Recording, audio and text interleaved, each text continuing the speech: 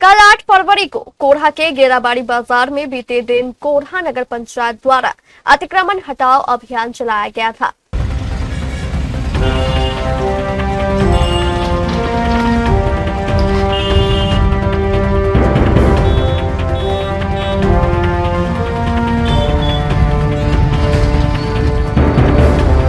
इस अभियान के बाद आज 9 फरवरी को बाजार क्षेत्र में प्रशासनिक अधिकारियों का निरीक्षण देखने को मिला। मौके पर Katihar SDO Pradyuman Singh Yadav, Korha SDPO Ranjan Kumar Singh, traffic DSP Saddam Hussain, traffic थाना अध्यक्ष मुकेश कुमार मंडल, कोढ़ा थाना के अवर निरीक्षक शाजिद आलम, कोढ़ा थाना अध्यक्ष सुजीत कुमार एवं नगर पंचायत के कार्यपालक पदाधिकारी शहनवाज रजा मौजूद थे।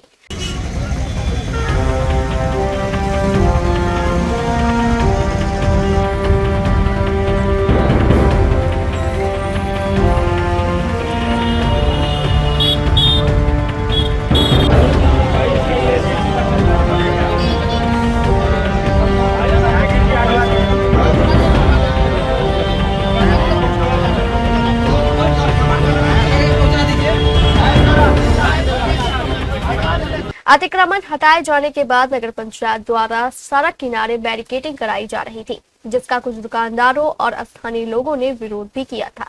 इसी क्रम में आज एसडीओ प्रद्युमन सिंह यादव गेराबाड़ी बाजार पहुंचे और एनएच के किनारे अतिक्रमण कर दुकान लगाने वाले कई दुकानदारों पर जुर्माना लगाया।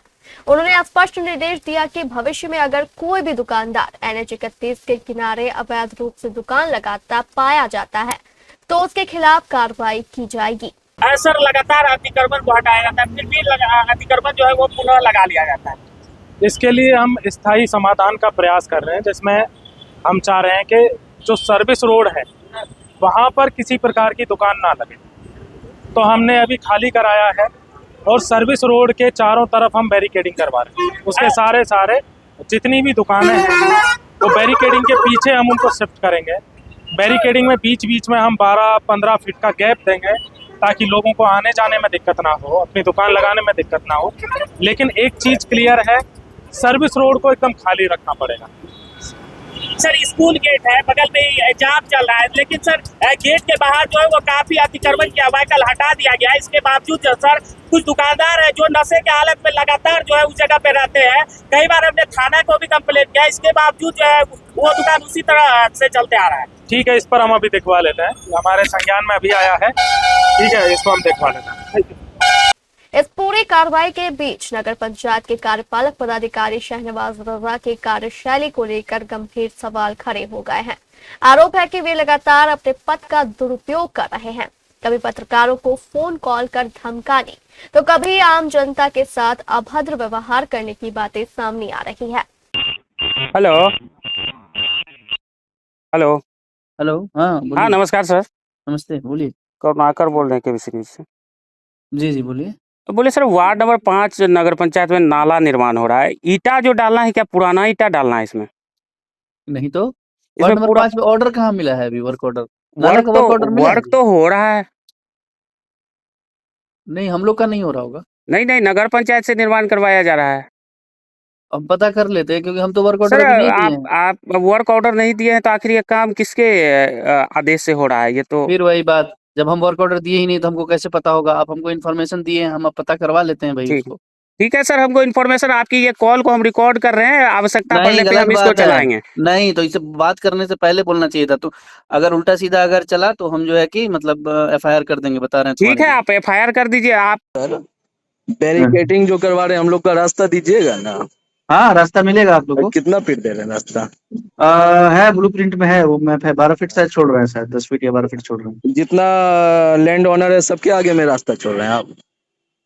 लैंड ओनर पे नहीं छोड़ रहे हैं, मार्केट एसडीओ साहब डिजाइन किए हैं। ठीक है जी, कौन डिजाइन किए हैं? SDM sir. SDM sir design किए हैं। हाँ, मार्केट जो एसडीएम सर डिजाइन किए हैं। जितने लैंड ओनर हैं सबको तो रास्ता चाहिए ना, सबके घर के आगे गाड़ी लगती है ना सर। सबके गाड़ी लगती है तो तुम अपनी जमीन में ना लगाओगे जी? तुम कौन है? तुम अपनी जमीन में ना लगाओगे? हम अपनी सरकारी जमीन में, लगाओगे? मेरे आगे में आप बैरिकेडिंग कर दीजिएगा, हम सुनो यार, सुनो। रास्ता लेके जाएंगे। सुनो, तुमको घर के अंदर सुनो, तुमको घर के अंदर जाने का रास्ता दे दिया जाएगा, लेकिन तुम चाह रहे हो कि पार्किंग तुमको मिलेगा। हाँ। वो नहीं मिलेगा। ठीक है, समझ लो बहुत अच्छे से। और अगर हस्तक्षेप करोगे तो सीधा एफआईआर करेंगे तुम्हारे सर against हम में। हस्तक्षेप नहीं कर रहे हैं हम्म। सर, हम आपसे ये तुम जानना वहाँ चाह रहे काम जो है हैं कि सर, मत हम रोको, हस्तक्षेप ठीक है? नहीं कर रहे हैं और आप इस तरह से हमें बात नहीं कर सकते। हम जनता हैं और हमें पूछने इसी मुद्दे को लेकर आज केबीसी न्यूज के कोरहा संवाददाता करुणाकर झा द्वारा जब एसडीओ प्रद्युमन सिंह यादव से कार्यपालक पदाधिकारी की कार्यशैली पर सवाल पूछा गया तो कार्यपालक पदाधिकारी कथित तौर पर भड़क गए और पत्रकार से उलझते हुए धमकाने लगे। आप खुद सुनिए इस मामले को लेकर हमारे कोरहा संवाददाता करुणाकर झा का क्या कहना है।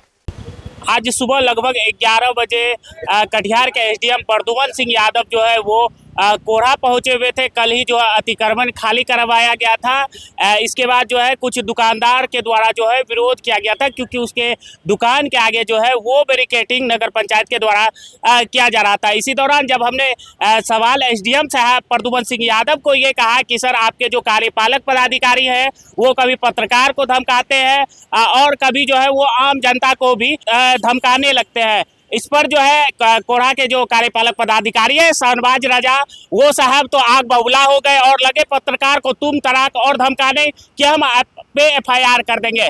साहब को हम बता दें कि शायद आपको किसी माननीय को खुश करने के लिए जो है कभी पत्रकार को धमकाना पड़ता होगा तो कभी जो है आम जनता को धमकाना पड़ता होगा, लेकिन हम पत्रकार हैं, हम तो सवाल पूछते ही रहेंगे। अगर सवाल पूछना गुनाह है लोकतंत्र में तो ये गुनाह हम बार बार दोहराते रहेंगे। आप करिए एफआईआर, शायद माननीय को खुश करने के लिए आपको एफआईआर की धमकी देना पड़ता होगा पत्रकार और आम जनता को। साहब अगर आप पत्रकार को धमकी दीजिएगा तो हम वो खबर लगातार दिखाएंगे, हम जनहित के मुद्दा को लगातार उठाएंगे। आप करते रहिए ना एफआईआर साहब। अगर एफआईआर ही गुनाह है तो आप उस एफआईआर को बार बार करिए और हम लोकतंत्र में ये सवाल बार बार पूछेंगे जो जनहित से जुड़ा हुआ सवाल होगा।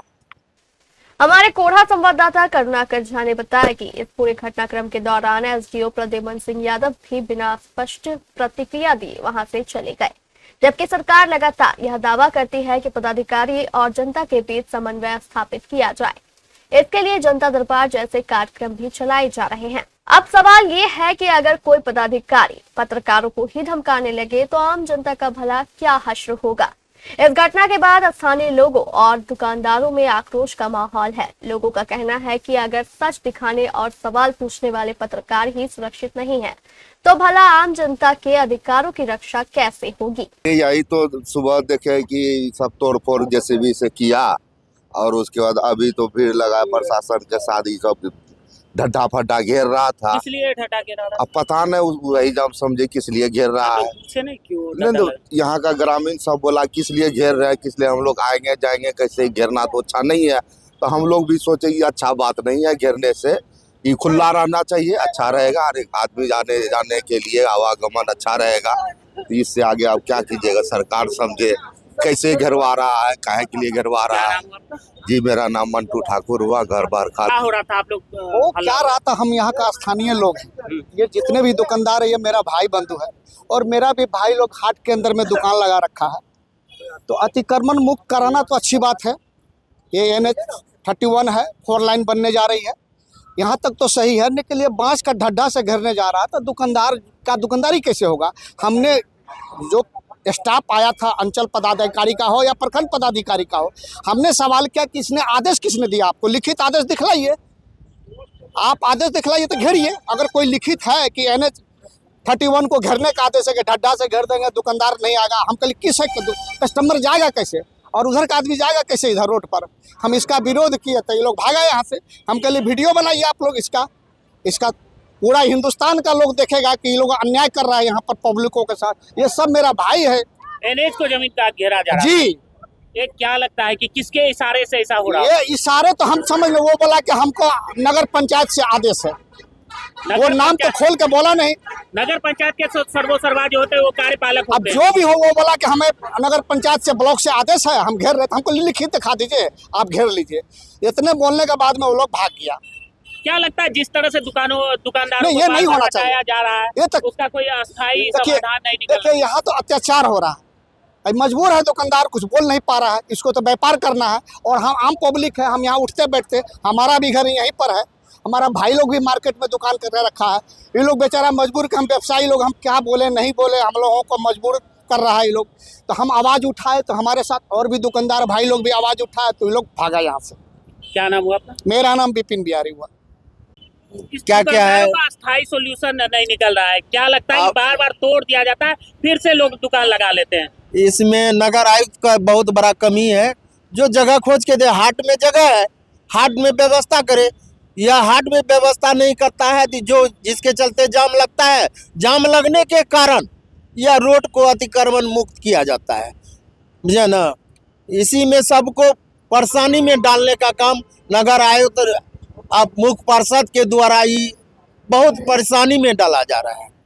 जिस तरह से आम लोगों से कार्यपालक पदाधिकारी जो है वो बात करते हैं, क्या लगता है वो किसी के इशारे से तो काम नहीं करते हैं? अरे इशारे पर ही काम हो रहा है, इतना जनता तो पूर्वक नहीं है ना। इशारा तो है ही, बिना इशारे के थोड़ो है। मान लिया यहाँ का जनता ने उनको वोट दे के चुना, अभी तो उनको दुख दर्द में खड़ा होना चाहिए कि ये गलत हो रहा है। जब नगर आयुक्त का उनका अधीन का चीज है, उनको खड़ा होकर रोकना चाहिए, और इशारे में उठवा रहे हैं। चूंकि हुआ क्या, हटिया में कुछ पैसा का बात लेन देन हुआ, जो दुकान बना रहा था, शटर लगा रहा था, उसमें से असुली कुछ आदमी दिया, कुछ आदमी विरोध किया, विरोध के चलते ये सब धांधली हो रहा है। इसको लेकर जब हमने 2 दिन पहले मुख्य पार्षद से बात किया था तो उनका कहना था हमारे जो प्रतिद्वंदी है, जो हमसे चुनाव हारे हैं, उनके द्वारा ये षड्यंत्र रचा जा रहा है, ऐसा कोई बात नहीं है। अरे षड्यंत्र क्या, आप तो देखे, जहाँ जो दिया 30,000 जो दिया वो भी बोला, और जो दिया वो नहीं बोला। लेकिन जिससे मांग रहा था वो लड़का से, बिट्टू भगत से, उसके ऊपर विकास से केस भी करवाया है, जो सरासरी गलत है, सरासरी गलत है। विकास केस किया है वो बिट्टू भगत के भाई पर, ये तो गलत है। क्या लगता है कहीं ना कहीं गलत अपना पद का गलत इस्तेमाल कर रहे हैं मुख्य पार्षद? मुख्य पार्षद सरासरी गलत का इस्तेमाल कर ही रहे हैं, मुझे ना। क्योंकि अभी देखिए उनके ऊपर केस करवा दिए, एक हरिजन है, दहशत में ला रहा है कि दूसरा कोई इसका विरोध नहीं कर सके, इसलिए उसको दहशत में लाना है, इसलिए वो दहशत फैलाते हैं, मुझे ना। और क्या बोलेंगे। क्या परिचय हुआ आपका? मेरा नाम डोमन प्रसाद चौधरी। फिलहाल गेराबाड़ी बाजार की यह कार्रवाई अब अतिक्रमण से ज्यादा प्रशासनिक रवैये और जवाबदेही के सवालों को लेकर चर्चा का केंद्र बन गई है। कटिहार का एक ऐसा हॉस्पिटल जिसमें 10 विशेषज्ञ डॉक्टरों द्वारा सभी तरह के रोगों का उच्च स्तरीय इलाज तो होता ही है, यहाँ 24/7 फुल हाईटेक ICU की सुविधा भी उपलब्ध है। ममता नर्सिंग होम में मैक्स हॉस्पिटल दिल्ली के अनुभवी और AMU अलीगढ़ से प्रशिक्षण प्राप्त ICU विशेषज्ञ डॉक्टर रजीउल्लाह सिद्दीकी और उनकी पूरी टीम 24/7 ICU में रोगियों की विशेष देखभाल करती है। ममता नर्सिंग होम में ICU में वेंटिलेटर और ऑक्सीजन सहित सभी आवश्यक उपकरणों की सहायता से डॉक्टर रजीउल्लाह सिद्दीकी और उनकी पूरी टीम रोगी की हर धड़कन और हर सांस पर नजर रखती है। ममता नर्सिंग होम में इलाज का खर्च भी दूसरे अस्पतालों से काफी कम है। अगर किसी रोगी का high blood pressure, uncontrolled sugar, सांस फूलने और लकवा मारने जैसी है नाजुक स्थिति, पेट में जमा हो गया है पानी और फूल रहा है पेट, या फिर फेफड़ा, गुर्दा और लीवर हो गया हो फेल, तो हमारे विशेषज्ञ डॉक्टरों की टीम अत्याधुनिक टेक्नोलॉजी से आपके इलाज और सेवा के लिए 24/7 है तत्पर। विशेषज्ञ डॉक्टर एवं अत्याधुनिक टेक्नोलॉजी से सुसज्जित कटिहार का एकमात्र हॉस्पिटल ममता नर्सिंग होम, मनिया पुल के पश्चिम नियर सुर तुलसी कॉलेज, डेहरिया भट्टा, कटिहार।